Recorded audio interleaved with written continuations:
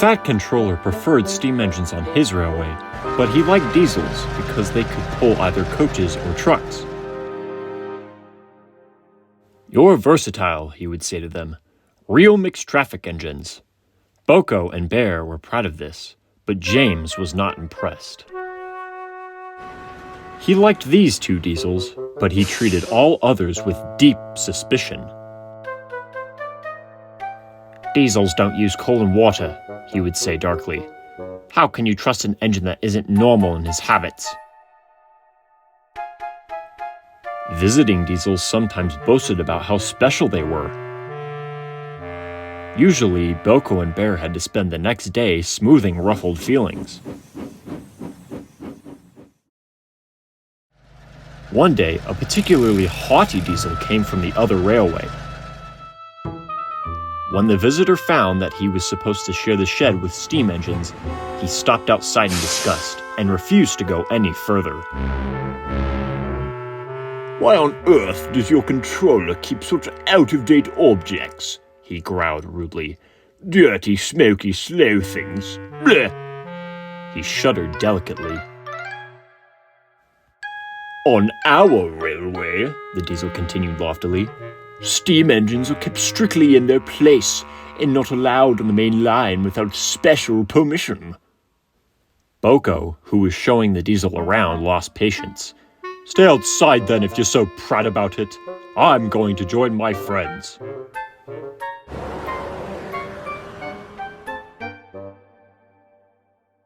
James was upset. "I hope it's cold tonight and he can't start in the morning. At least someone might want to preserve us. Who'd need him? Old stuck-up." The engines were glad when morning came. They went to fetch their trains as early as they could, and the visitor was left all alone.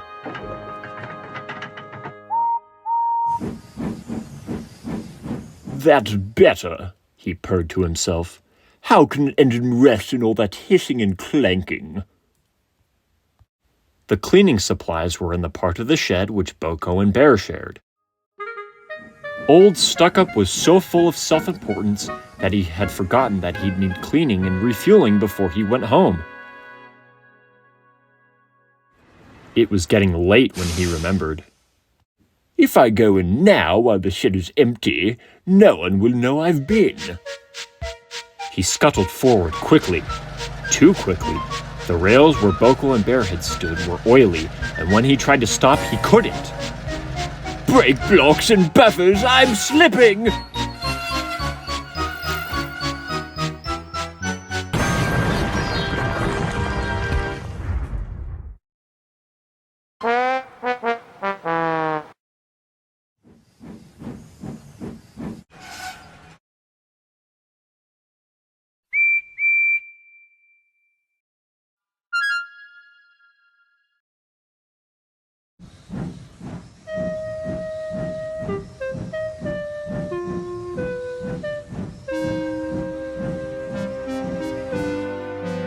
The diesel was not badly damaged, but a dreadful draft came through the hole in the wall. When the other engines came home, they heard the story from Douglas, who had cleaned up the mess. "Ho, ho, ho," chortled Henry. "Old Stuck-Up became unstuck, did he? I say, Boko, what is it the Fat Controller calls you?" "Versatile, but that isn't what he called Stuck-Up. I couldn't hear all he said, but I don't think it sounded very polite." The engines laughed, but James was still upset. "Good riddance. He got what he deserved." The incident had only furthermore hardened James's opinion on diesels. But that's another story.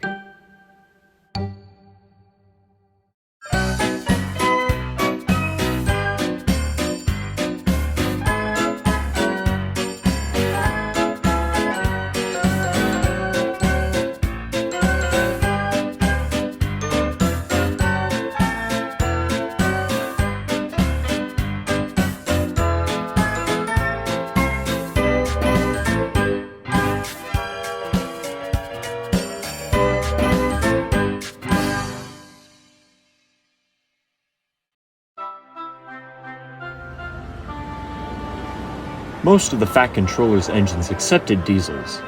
James had never liked them. They're all right. Just mixed traffic engines like you and me.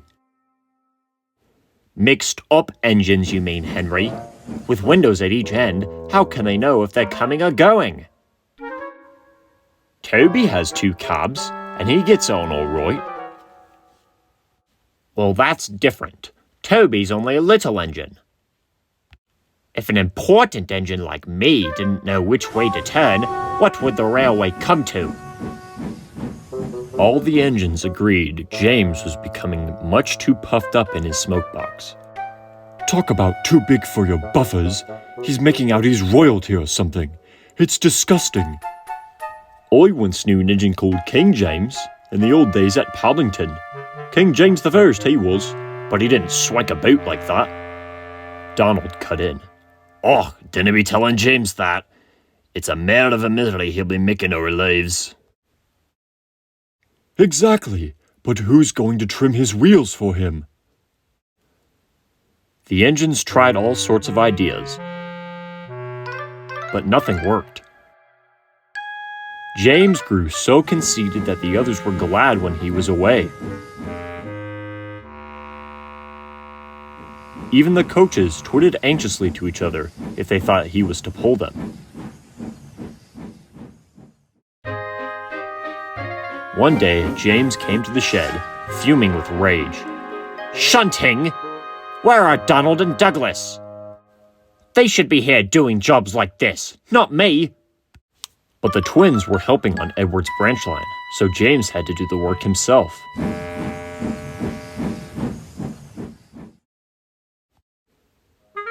James's train had a long truck called a well wagon. These have bogey wheels at each end, with a low section between them. They are used to carry cars, tractors, and other heavy machinery.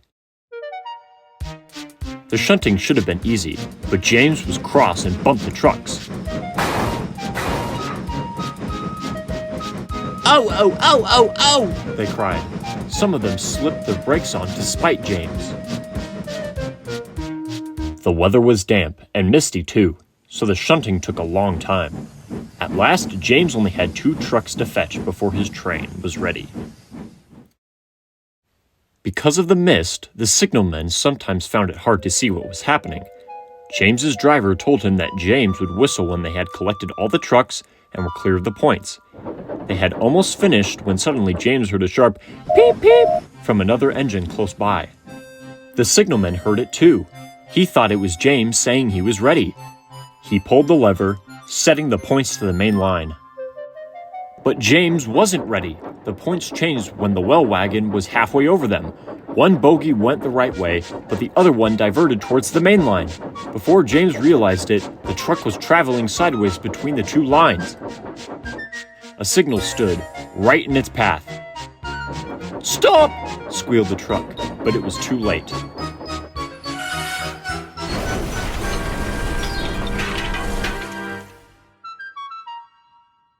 That's torn it, his driver said. The Fat Controller won't like this. And he didn't. He spoke severely about it. This signal was important, and its loss is inconvenient. James knew that the accident was not his fault, but he was unusually quiet in the shed that evening. The others were relieved. I suppose it must be difficult to know which way to go when you've got 2 cabs, whispered a voice.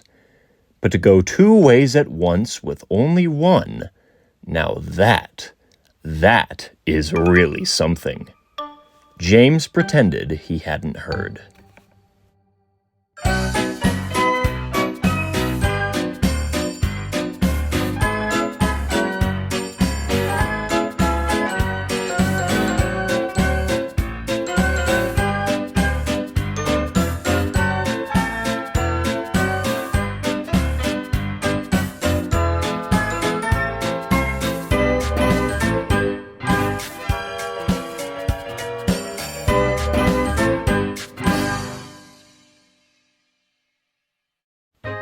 One night in the shed, Gordon was talking with the other engines. Flying Scotsman and my brothers were all green. It was all very well in its way, but now I prefer my blue. It makes me different, you see, and that's very suitable for an important engine like me. Donald and Douglas remembered. The engines on our old line used to be blue, but nae sae dark as we are. Dougie and me never were, though. We had to be black. Henry spoke up. Well, I like my green. I'd hate to be red like James. People would think I was a fire engine. At least people can see me coming. I don't disappear into the background like some engines I can mention. If it wasn't for the noise, you need a yellow and black front like Mavis. Henry's protests were drowned in the laughter of the other engines, and he went to sleep, thinking of how to pay James out. Henry was still cross next morning. He pulled into the station and angrily backed down onto the coaches.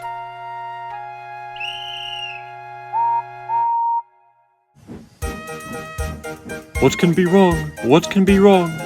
They wondered anxiously as Henry pulled noisily away from the big station. Do come along! Do come along! They had a fast run, but it didn't improve Henry's temper.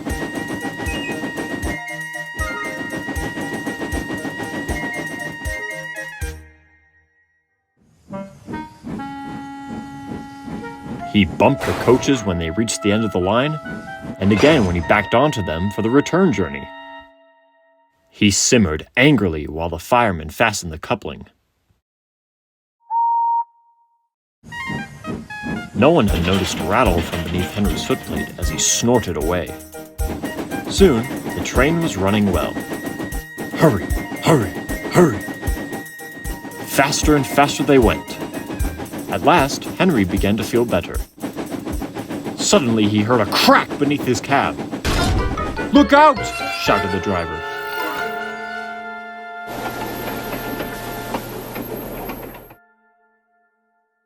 We must drop Henry's fire, said the driver urgently. It'll be dangerous to let him boil dry now that we can't get more water from the tender. The fireman agreed. Sorry, old boy. And just when we got it going nicely too, but if you hadn't banged about so much you wouldn't have broken your tender coupling. The fireman began scooping the coal out of Henry's firebox, while the driver went to go tell the signalman what had happened. When he returned, he found Henry completely covered in a big cloud of black smoke, which billowed from beneath his cab. Henry's fire set the sleepers alight, the fireman spluttered. You stay here. I'm going to phone the fire brigade. The driver eased Henry clear of the blaze. Edward came to take his train on.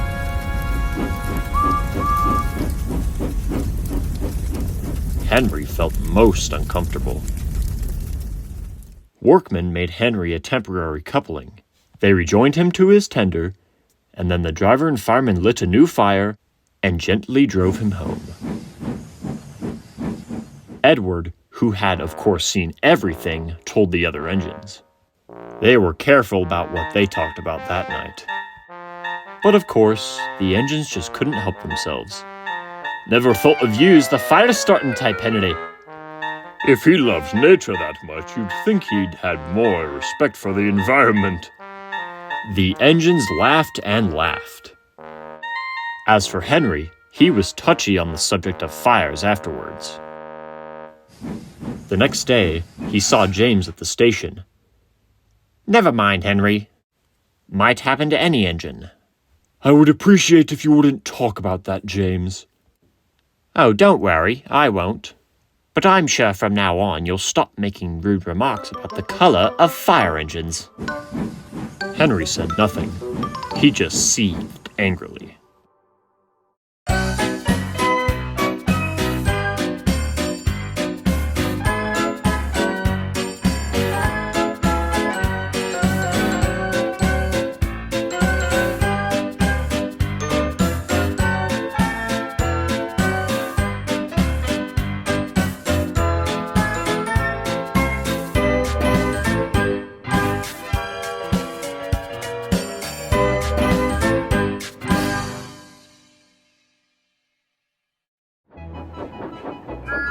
Winter had come to the island of Sodor, and for many days now held everything in an icy grip. The countryside was frozen hard. Trees were white with frost, and icicles hung from bridges and water columns. Mercifully, there was little snow. Too cold for that, thank goodness, shivered James's driver, as he and the fireman huddled on the sheltered side of the cab. James had an open footplate, and every day his crew came to work muffled to the eyebrows in scarves and jerseys. Sometimes water columns froze too, and then the engines could not get the water they needed. But this never happened at the workstation. And one day, when the frost seemed harder than ever, James's driver stopped him beside the water column there. "We'll give you a good topping up while we can," he said. "There's no telling when we might get some more." "Ooh!" James shivered as the icy water cascaded into his tender, but he knew his driver was right. They filled James's tank to the brim, but because the fireman forgot to tell the driver to turn the tap off, water overflowed onto James's tender, making him shiver again. "Right," said the fireman, jumping down the footplate. "Let's be off. I want to warm myself up shoveling coal." "We can't go yet," laughed the driver. "They haven't finished loading the luggage van." "Well, I'd wish they'd hurry," grumbled the fireman, blowing on his hands. "I'm frozen from standing on that tender." All engines have a very important tap called an injector. It allows the driver or fireman to transfer water from the tender to the boiler. Without it, the water level in the boiler could become too low to make steam properly. They had not gone far before James felt thirsty. "I need a drink, please." His driver switched on the injector, but nothing happened. The fireman tried his duplicate. Still nothing. "I've got such a pain!" "Your injector's failed," said his driver. "Blockage in the pipe most likely. We'll have to stop and deal with your fire. Can't go on without water." "Don't set the sleepers on fire! Henry will never let me forget it!" The fireman laughed. "You'll be all right if we just dump you down," he said. "There's no need to throw the fire out like Henry did." At last, they stopped near a signal box, and James's driver asked the signalman to telephone for help. Soon, the works sent a diesel to help. James had never met him before. He snorted disgustedly. "Rescued by a diesel. It's degrading. I won't go." But he soon changed his mind, because now that his fire was down, his boiler was cooling, and he could feel the icy wind. "Never mind. We'll get you to the works in no time." James was surprised. The diesel was friendly. Then James remembered what he had said. "I'm sorry if I seemed rude." "That's all right. I'm just happy to help." The two engines set off. James was quiet at first. But by the time they reached the works, the diesel had won him over, and the two were chatting like old friends. "Why is it that you dislike diesels, James?" "I don't know. Every engine on this railway has had at least one bad experience with diesels before." "That doesn't mean they're all bad. Don't you think there's been diesels who have had bad experiences with steam engines before?" James thought for a moment. "You're right. We shouldn't let bad apples spoil it for the rest of us." "Exactly. Sure, there are some bad diesels, but we shouldn't let them define the rest of us." James could only agree. Just then, his fireman climbed onto the tender. He tried to open the filler cap, but couldn't. "There's your answer, James," he said. "Your filler cap's frozen solid. That's because the water overflowed. Ice is stopping air from getting into the tank, so the injectors can't work. You'll be all right when the ice melts." And he was. But that wasn't all. Thanks to his new friend from the works, even James admits that diesels are really useful engines too.